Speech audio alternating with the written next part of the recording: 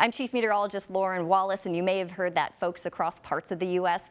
are seeing the northern lights this evening. So what are the northern lights or auroras, and how do they form? Well, you may have heard the term coronal mass ejection, or CME, and that's when you have a significant ejection of plasma or magnetic field coming from the sun. Well, what makes up the plasma? Charged protons and electrons. Those particles make their way around Earth's magnetic field until they find a weaker spot, and that's going to be near the poles, and that weaker spots give those particles into Earth's atmosphere. As they get into the atmosphere, they start colliding with different molecules, and that's how you get the colors. Depending on the molecules that these particles are colliding with, that's going to dictate the color that you get.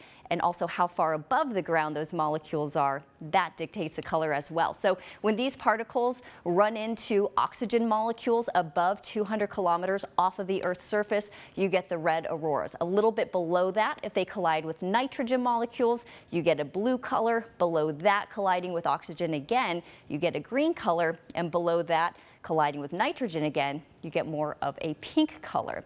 Well, let's go over the geomagnetic impact scale. This particular storm that we're seeing this evening is a level G4 or severe. You could get some power issues, but I know a lot of people are more concerned with, well, how far south can you see the northern lights? And at this level, you can see them as far south as places like Alabama or even Northern California.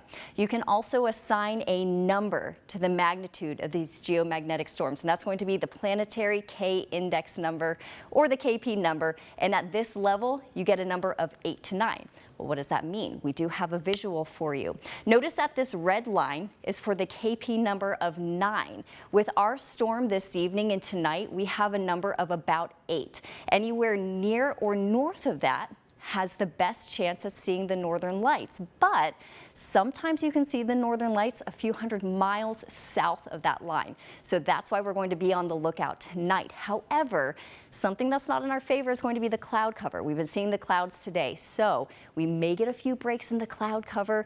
It is worth it to go outside and check it out, see if you can see at least a little bit of glow. Look on the northern horizon. Sometimes if you can't see anything with the naked eye, you can take a picture with your camera, even your camera phone, and that may pick up some of the glow. So it's worth it to check it out. I hope you enjoy.